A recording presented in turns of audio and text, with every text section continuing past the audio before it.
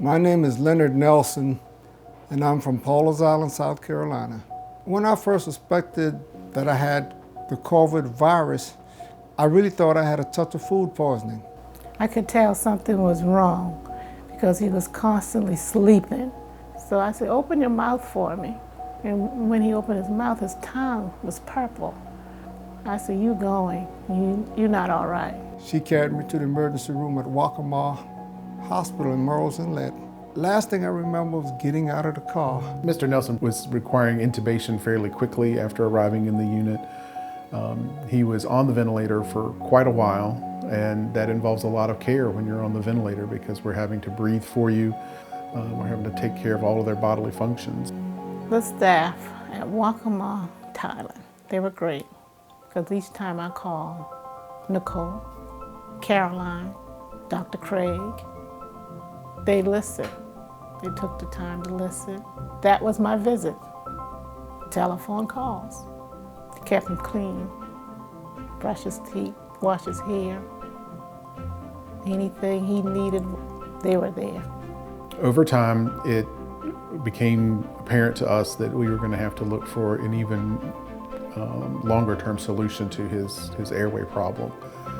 And our option with that is called a tracheostomy. It's where the surgeon makes a small hole in the lower portion of the neck and inserts a breathing tube down into the trachea so the patient can breathe easier. Dr. Craig, he said, if we take him off the ventilator and you don't do nothing else, he's going to die. He said, now we can try the trach and see if that works. And he said, if that doesn't work, it's going to be hard to put him back on the ventilator.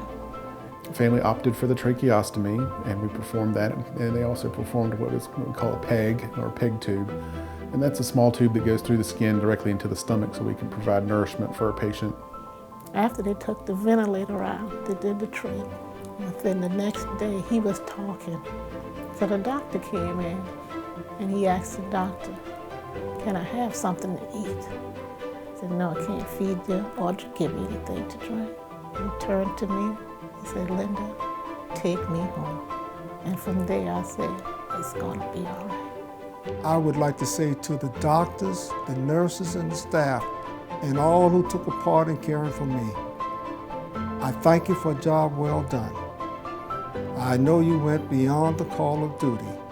I've come a long way in a relatively short period of time, but I still got a ways to go. And by the help of the good master, I'll get back to where I once was, but I've learned now that it's time to take care of self and family. This made us closer, and I thank God for that. I thank Him for giving me that another chance to love.